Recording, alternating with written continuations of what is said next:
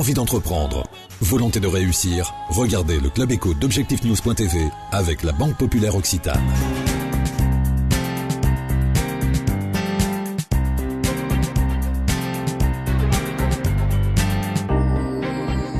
Bonjour, bienvenue dans le Club Éco d'Objectifnews.tv. Nous recevons ce soir François Hurel, le président de l'Union des auto-entrepreneurs. François Hurel, bonsoir. Bonsoir.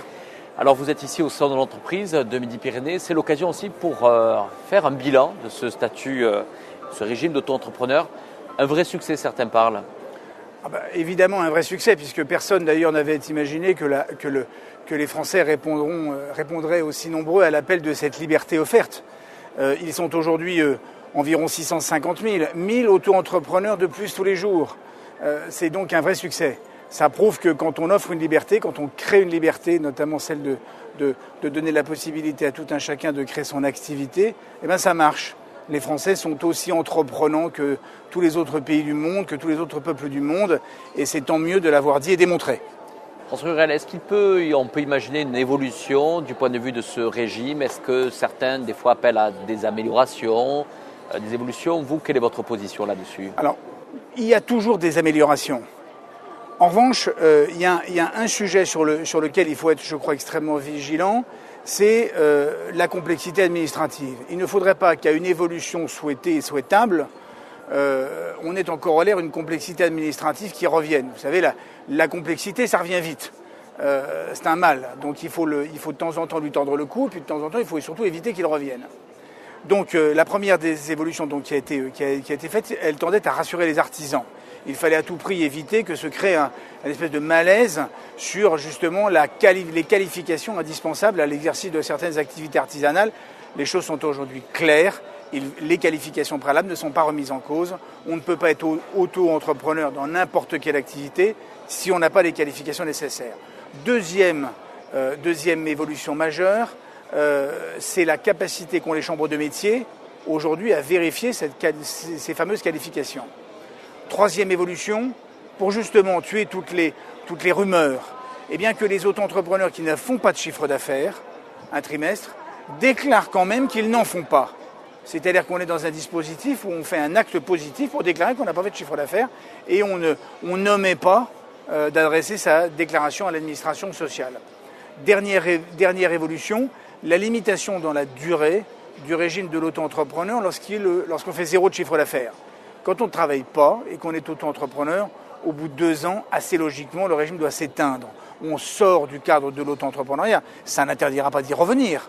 Mais en tout cas, on va effectivement, entre guillemets, démontrer que le tissu des auto-entrepreneurs est un tissu réellement vivant.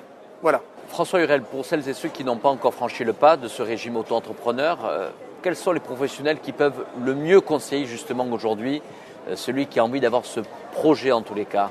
Alors, dans le cadre de l'Union des auto-entrepreneurs que j'ai le plaisir de présider, nous avons signé un certain nombre de partenariats, notamment avec les chambres de commerce et d'industrie et avec les experts comptables, pour essayer de répondre à 2 problématiques. D'abord, essayer de dire à tous les auto-entrepreneurs, à tous ceux qui veulent devenir auto-entrepreneurs, finalement c'est très simple, faites-le.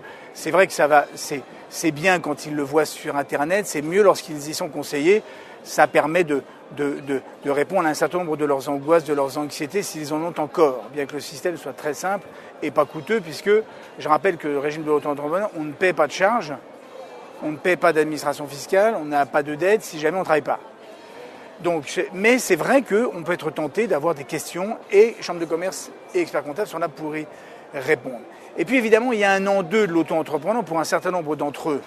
Il y a ceux qui vont devenir auto-entrepreneurs avec la ferme intention de le rester. Puis il y en a une grande partie, d'après les chiffres que nous avons, entre 40 et 50%, qui ont envie d'évoluer et de devenir entrepreneurs.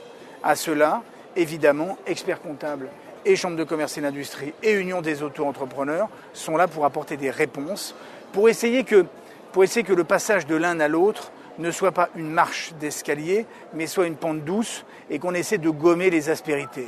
Que les bonnes questions posées au départ trouvent les bonnes réponses à un instant et permettent justement cette évolution logique et majeure. Moi, je crois beaucoup au régime de l'auto-entrepreneur pour tous ceux qui ont envie de cumuler l'auto-entrepreneur avec un autre revenu, une autre ressource, un autre statut. Je crois également beaucoup au régime de l'auto-entrepreneur comme un premier pas vers l'entrepreneuriat. j'ai envie de tester mon activité, je ne sais pas si ça marche, je ne sais pas si je suis un bon entrepreneur, bref, j'aimerais bien le faire, mais je ne mesure pas bien. Eh bien, l'auto-entrepreneur, ça permet, sans risque, de faire tout cela, de mesurer. On quantifie, on se mesure, on comprend, on appréhende, et là, c'est parti. Et les chambres de commerce et les experts comptables sont là pour aider. Alors justement, dernière question, François Hurel, vous l'avez dit, c'est souvent une première étape, quelquefois pour certains en tous les cas, le régime d'auto-entrepreneur. Quel accompagnement vous pouvez avoir justement à un moment donné entre le passage d'auto-entrepreneur à celui de la création d'une entreprise, statut SARL ou SAS? Alors l'accompagnement nécessaire, il est de deux ordres. Il est d'abord de se poser la bonne question sur, on a testé son marché quand on est devenu auto-entrepreneur. À la grande différence du porteur de projet qui, lui, se jette dans l'eau et dans le bain, il ne sait pas très bien si son marché existe. Là, l'auto-entrepreneur, lui, il a testé son marché. Donc, il va être un peu plus libéré sur les contraintes économiques de son projet. Et en réalité, il va pouvoir consacrer plus de temps à son environnement juridique et patrimonial et personnel. Et là, on a fait une chose qui est essentielle. Hervé Novelli a fait une chose qui est essentielle. En plus de ce régime de l'auto-entrepreneur, il a voulu sauvegarder quelque chose qui nous paraît indispensable de faire, c'est sauvegarder le patrimoine personnel, individuel de l'individu qui entreprend.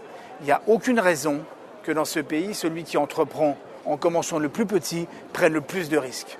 Et qu'on prenne le risque, en tout cas, nous, d'associer, de voir s'associer à l'échec économique, un échec familial patent.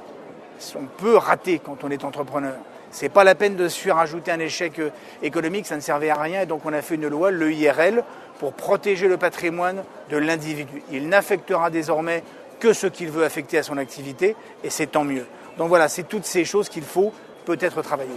Merci François Hurel, merci d'avoir répondu à notre invitation.